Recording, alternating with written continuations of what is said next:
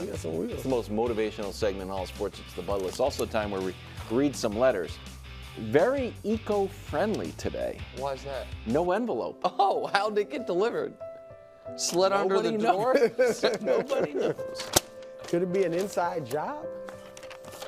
Dear Wilds, love the show. And how you walk, collective you, the fine line between journalistic integrity and openly rooting for your guys, who coincidentally all play in Texas. Cheers, Ryan and Brian. Well, that's talking about Shingun. Because I'm a big Rockets guy, so we have obviously Shingun with the Rockets. You're a guy, you're a LeBron guy, but you're also a Luka guy. Yeah. And Brou, you are, of course, claimed that you were a, what, God, this is Christina. Wemby. That's supposed to be Wemby. That was supposed to be 3 Texas Christina stars. did that to me. She was out a few days, my lost her partner. basketball. I don't know. I'm sorry. We're going to get that corrected. Tune into the podcast. We're going to have a corrected graphic, but Brou. Podcast audio only. Oh, jeez. All right, here we go. Bud List. Let me say this first, because Oh. this is going to be motivational. Oh, good. For all you that find yourself on the list, and take Devin off for now, or just get, I don't know. For all you that find yourself on the list, I want you to understand what this can do for you.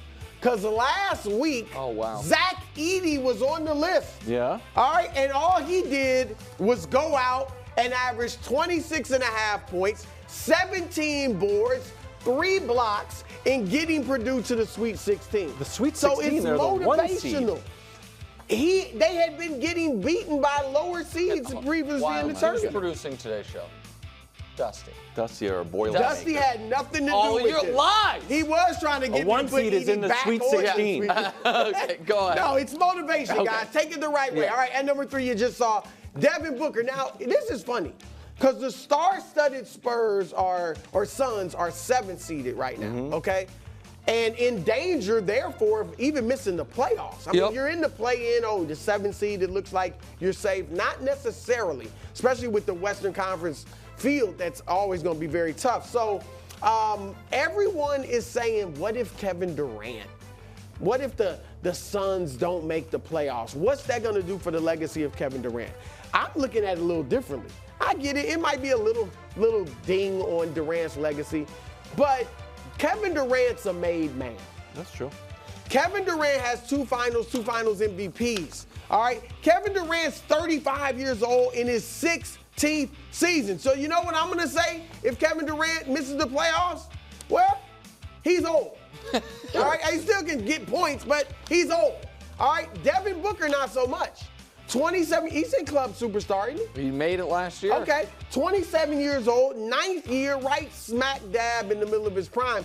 And here's the thing, the big failures are beginning to mount. Yeah. Okay, so if they miss the playoffs, Wow. because look, let's go back to the finals in 2021 when he could have become a made man. Yep. All right, they're up 2-0 on the Bucks, and Book played okay, But but the had a team couple fell bad apart. games. They fell apart, lost 4 straight. Then, of course, the next season, they played Dallas. Yeah. All right, they're up 2-0 again. Brou and there's guaranteed some a victory. trash talk between him and Luka, and he loses 4 of the last 5 games, he and the Suns, I mean. But in game 7 of that series, 11 points, 3 of 14 shooting. Devin, you got to make the playoffs. I believe in you. I do believe in Book. All right, at number 2, Draymond Green. Okay. I mean, for obvious reasons, Draymond. Look, you've been a great player. I've championed his importance to the dynastic Warriors forever. All right, you have been a key cog. You'll be a Hall of Famer. All that's great. But a Hall of Famer, that's going to highlight your career. But his career, is it fair to say it's beginning to be defined, at least maybe as much, by his volatility and all of these off the court or even on the court incidents? Yeah. Right? Kind of like Dennis Rodman, Hall of Famer, but we also think of all the craziness with Dennis Rodman. 100%. It's beginning to be that way with you, Draymond. All right, and as I said earlier, you got angry with KD and Yusuf Nurkic when they said you need some help. Now, you said they questioned your character. I don't know if they were going there, but they said you need some help. But again, show us. I'm not saying you need help or not, but if you don't need help, prove it by being able to control your temper and control yourself on the basketball court. All right, and you look at Steph and the way he responded. We've seen all types of incidents with you. We've never seen Steph respond that way. All right, so maybe you're one of your greatest advocates. He seems to be getting very frustrated and angry with what is going on, and maybe even concerned about you. So, Draymond, look, you got to help get your team into the playoffs. I do believe in you, for the most part. All right, at number 1, Jerry Jones and Dak Prescott. My goodness. All right, here's why. Jerry Jones, hey, he's saying no extension for Dak, right? We're going to go out there and go with what we got. And that sounds great, but here's what I'd say to Jerry. Stick to it. All right, it looked like you were going to play hardball with Ezekiel Elliott, and then you caved. All right, at one point, you were kind of playing hardball with Dak, and then you ended up having to pay him more money. So I think in a few months, there's a good chance you just pony up and pay Dak Prescott, especially now that you know he could end up on the Patriots. All right, and Dak, here's the thing. It is a 1 year. If Jerry sticks to his guns, it's a 1 year prove-it deal. And I wonder, does the pressure get to Dak? Because what other explanation is there for what he did against the Packers last year? Yeah. He had his best season maybe ever. He was right there in the MVP conversation. They were awesome at home. You're playing a team you're supposed to beat, and you get down 27-0, and you throw a pick 6 in that early. And then, the stats look good. 10 years from now, they'll look back at that game. Dak was pretty good. It was the defense, right? But all of those stats came when the pressure was off, when the game was essentially over, anything, and you tried to rally them. So the pressure's going to be on every single week, Dak. All right, so you got to handle it. Now, Dak, I believe in you. Jerry, I'm iffy. I'm iffy. That's fair. Brou, great bud list as always. I'm going to look internal rather than external for the bud list because I fear something has happened where our wonderful viewers and YouTube commenters are on to something in regards to one of us. I hope it's you. I am putting Kevin Wild's LeBron James opinion on the bud list. Brou, I don't know if you were perusing the YouTube comment section, but what you'll see is multiple people saying things to this effect. Why does it feel like the Lakers conversations are Brou and Nick talking Lakers and then Wild's just mumbling, maybe it's all LeBron's fault. Maybe LeBron's the problem. And Kevin Wild's I feel and I fear, is struggling with something here.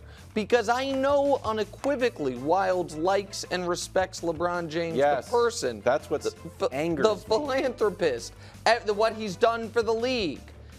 But Kevin Wildes also seems to think LeBron James, the basketball player, is, and I'm paraphrasing here, wildly overrating stat chaser. No. I mean, and he flirts with that take. Yeah, he buys it a drink. Yeah. He asks how long it's going to be in town. And then that. all of a sudden, he says, excuse me 1 second, I have to take a phone call, and never returns. And that take is just waiting, saying, you've abandoned me once again. So, Wildes, what do you hate more than anything in the world? Half the three measure. things. Half measures, mimes, and injustice. Exactly. This is a half measure. Big time half. Give the LeBron take or leave it alone. You're under duress, and I don't believe in you. This is good, nigga. He's right on the money line. He is right on the money.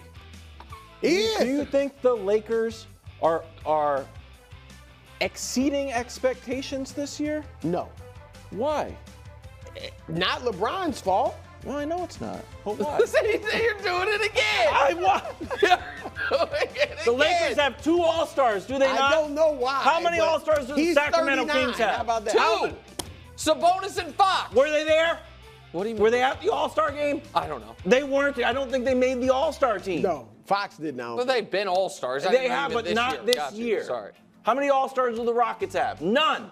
The Lakers are 2 games better, and they've got 2 Hall of Famers. Something's up. I'm just saying. Why aren't the Lakers better? What is it? Not LeBron. Certainly not LeBron.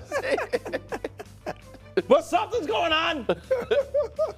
Okay. It's just, I'm the only one in the world that thinks this team with 2 All-Stars and 2 Hall of Famers is not playing to their expectations. I think plenty and you can't of people, say, hey, what's the deal? I think plenty of people might feel it and think it, which is why you should be their voice instead of their shadow puppet. I like LeBron. But what he's doing is amazing. I don't think he's above reproach in asking, like, hey, man, is the defense hurting us a little bit? So do it. So go ahead, finish. Flesh it out. Yeah, Flesh it go out. ahead. I like LeBron. I'm a LeBron fan. Gosh darn it. Paint me in the corner. I'm putting Joker on the Bud list, making matters worse. Joker? Yes. Nikola Jokic? Yes, because I'm fair. The Denver Nuggets center? Yes, bro. The 2-time MVP? Yes, 3-time. Come whenever, May. Okay, here's the thing. Yeah. So last night, no Jamal Murray, lose to the Suns. Since the All-Star game, they've lost to the Suns twice. Now, here's why it's a little problematic. Last year, basically almost to the day, Joker shut it down because they were 3 games up on the Grizzlies. So he's like, all right, I'm done. And he sat out 5 of the last 7 games. He played against the Jazz and he played against the Rockets, literally just to exercise last year. Yeah. So this year, schedule is a little bit tough, which makes Friday's game against the Wolves in Denver must win. A early/late must win. You have to win this game. Then you probably should beat the Cavs to get a little bit of wiggle room. Then you can maybe chill in the Spurs, but I do not want Joker running all the way to the finish line because I think it's one of the reasons why once the playoffs started, they just crushed everyone is because they were very fresh and already had their little break. So the fact that they haven't been able to pull away, maybe they flipped the switch a little bit too late, I'm still at 99.9%. But if Joker has to play all the way to this Grizzlies game on April 14th, and the Suns have beaten them twice. That too. And Suns, remember they were playing okay Jamal Murray, last I year. wasn't worried about it. Well, the other true. one is just random. So to be clear, Wild thinks Joker's the problem with the Nuggets, LeBron's the problem with the Lakers, and Şengün's the problem with the Rockets. You do go for the top, guys. I'll give you that. I'll give you that. You go for the big guns. Thanks for watching. Subscribe here to get more from the show and to check out clips from other shows on FS1.